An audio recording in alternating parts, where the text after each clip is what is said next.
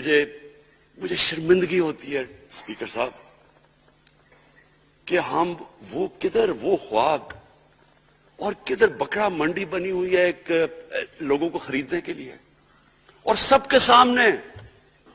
اور مجھے حیرت ہوئی کہ الیکشن کمیشن کہتا ہے کہ جی یہ تو پتہ نہیں کوئی ہم آزاد انسٹیٹیوشن ہے یا میں ان کی کوئی آزادی کے اوپر لے رہا تھا یا جی بڑا زبردست الیکشن. اچھا کہتے جی بڑا اچھا الیکشن کروایا.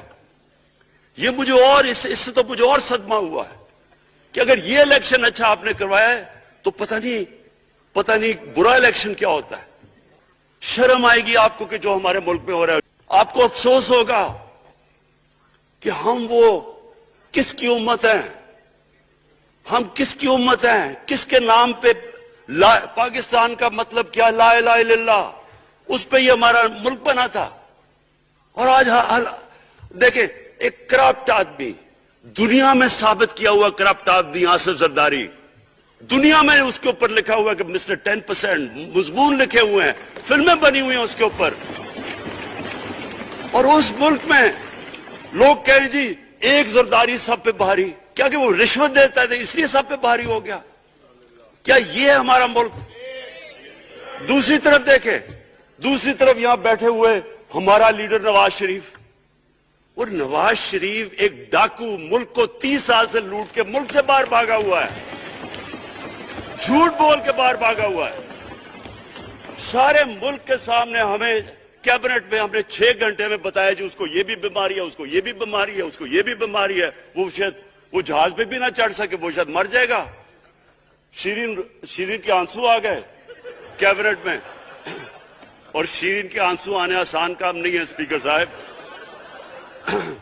تو ہم نے اس کو وہاں جیسے وہ جہاز پہ چڑھا, جیسے وہاں گیا وہ ایک دم ہی تبدیل, اور آج وہاں جا کے تقریریں کر رہا ہے, وہاں بیٹھ کے اسکیمیں کر رہا ہے, وہاں بیٹھ کے پلاننگ کر کے جی اسے اتنا پیسہ دو, ادھر پیسہ کھلاؤ. ساری ان کی ایک کوشش ہے, جب سے ہم 2.5 سال سے حکومت آئی ہے, یہ سارے بڑے بڑے ڈاکو اکٹھے ہو کے یہ سمجھ رہے ہیں کہ عمران خان کو کرسی کا اتنا شوق ہے کہ اس کے اوپر اتنا پریشر ڈالو کہ یہ جی ہمیں جس طرح جنرل مشرف نے این آر او دیا تھا یہ بھی دے دے گا. جنرل مشرف, فوج اس کے نیچے, عدلیہ اس کے کنٹرول میں ساری. میں کیونکہ میں ادھر ممبر پارلیمنٹ تھا, اپوزیشن نہ ہونے کے برابر. جو اپوزیشن کے اندر جو مین آدمی تھا فضل الرحمان, وہ اس کے ساتھ ملا ہوا تھا, وہ 2 نمبر ہمیشہ سے تھا, رائٹ.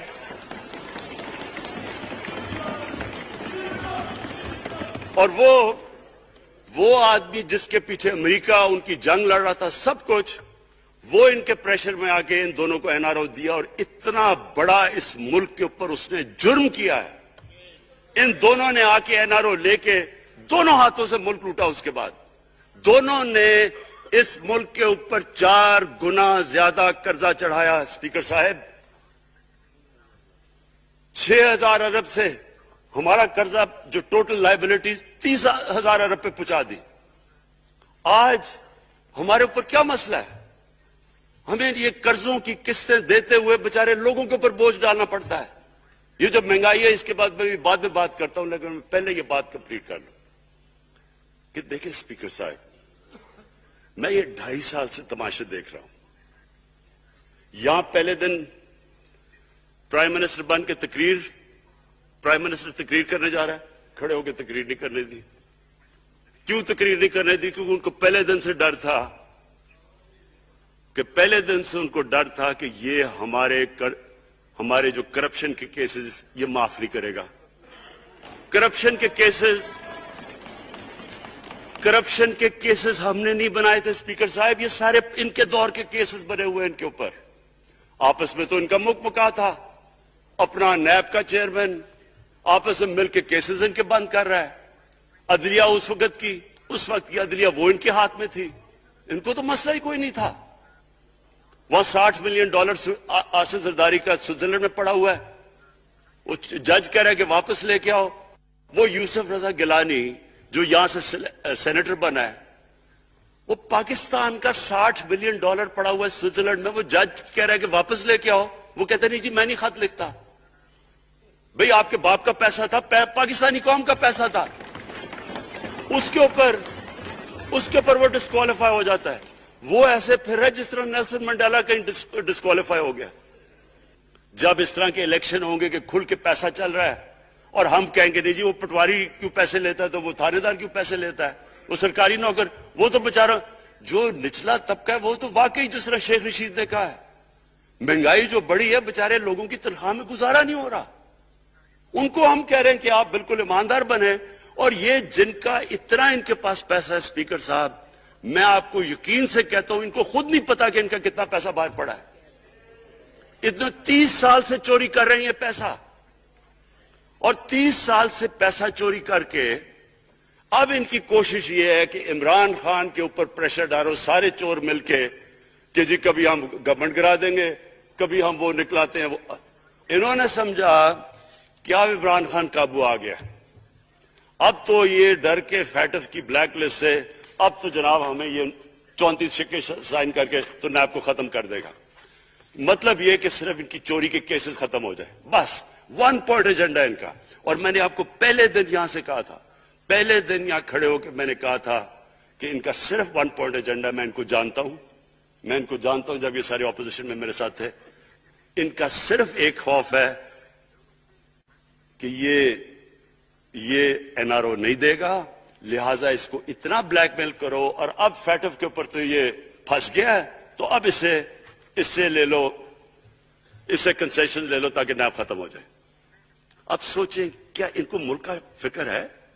کیا ان کو نہیں پتا تھا کہ کیا ہونا ہے اگر فیٹف کی بلیک لسٹ پہ چلے جاتے ہیں؟ اس کے بعد انہوں نے جلسے کرنے کی کوشش کی، بڑا جی پبلک نکالیں گے ہم، مینار پاکستان کے اندر جلسہ.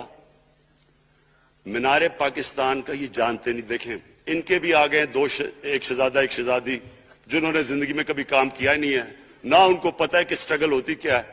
جناب مینار پاکستان خود ہی اخباروں کے اندر اپنے آپ کو پیسے خرچ کر کے اخباروں میں ذرا نمایاں کر کے جناب انہوں نے مینار پاکستان میں جلسہ کر لیا. اب میں تو جانتا ہوں مینار پاکستان، اور میں تو اپنے لاہور کو بھی جانتا ہوں، میں تو اپنے لاہور شہر کو بھی جانتا ہوں. وہ لاہور شہر ملک کا کوئی پیسہ چوری کیا ہو اس کے خلاف تو نکلائے گا، لیکن بڑے بڑے ڈاکو اگر وہ سمجھ رہے ہیں کہ اپنی چوری بچانے کے لیے لاہور شہر کو نکالیں گے تو وہی ہوا جو ان کے ساتھ مینار پاکستان میں ہوا. میں نے تب کہہ دیا کہ خفیہ بیلٹ کا ایک مقصد تھا، سارے مل کے کوشش کریں گے کہ حفیظ شیخ کو ہرائیں، اور وہ جو آدمی جیتا ہے پاکستان کا کرپٹ ترین آدمی. میں ایک چیز آپ کو آج کہتا ہوں، یوسف رضا کے آپ صرف ایسٹس دیکھ لیں، پرائم منسٹر بننے سے پہلے تھے اور اس کے بعد کیا ایسٹس ہیں. بس ایک چیز دیکھ لیں، کوئی آپ کو کچھ کرنے کی ضرورت نہیں ہے. آپ کو پتا چلے گا انہوں نے اس نے کیا کیا اپنے زمانے میں. تو اس کو لا کے یہاں بٹھا کے تو جناب انہوں نے سارا پیسہ لگا کے، اور ہمیں سب پتا تھا کیا ہو رہا ہے، اور اس کو جا کے جناب انہوں نے ہروا دیا حفیظ شیخ کو. میں صرف الیکشن کمیشن کو ایک چیز کہنا چاہتا ہوں، آپ مہربانی کریں پاکستان کی ایجنسی سے صرف ایک سیکرٹ بریفنگ لیں. آپ ان کو اندازہ ہوگا کتنا پیسہ چلا اس الیکشن کے اندر، پتہ چلوائیں کیا ہوا اس الیکشن میں، تاکہ آپ اس طرح کی سٹیٹمنٹ نہ دیں کہ جی ہماری کوئی آزادی ختم کر رہی ہے. میں آپ کی آزادی ختم کر رہا ہوں یہ کہہ کے آپ کہ یہ جو الیکشن میں ہوا ہے. ایک ایک ادارہ انہوں نے تباہ کیا، بھرتیاں کی لوگوں کی. وہ ادارے اتنے بڑے بڑے ہو گئے ہیں کہ وہاں پینشنز ہی اتنی آ گئی ہے کہ کچھ بچتا ہی نہیں ہے سیلریز اور پینشن کے بعد کے ادارے کو ٹھیک کر سکے. ساری گورنمنٹ جب اوپر سے پرائم منسٹر لگا ہوا پیسے بنانے. پرائم منسٹر ایک نوکری کر رہا ہے کس کے لیے؟ ایک دبئی کی کمپنی کے لیے. کبھی دنیا میں سنا ہے اس طرح؟ کبھی یہ مذاق سنا ہے جی کہ ملک کا پرائم منسٹر کسی دنیا کو دبئی کی کمپنی کے اندر نوکری کر رہا ہے؟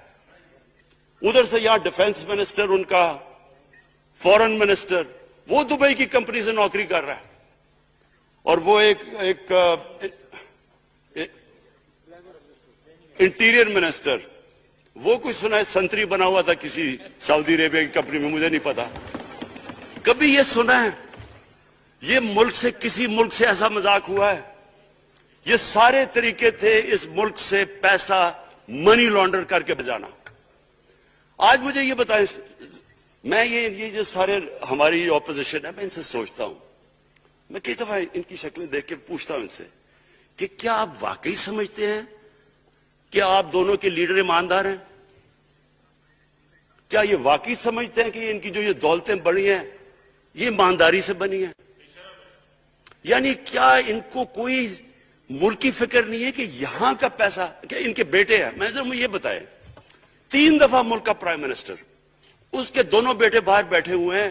میں لندن کو جانتا ہوں سپیکر صاحب, وہ اربوں اربوں روپے کی پراپرٹی ہے, وہاں کے بڑے بڑے رئیس ان ایریاز میں نہیں رہ سکتے جدھر ان کے 2 بیٹے رہ رہے.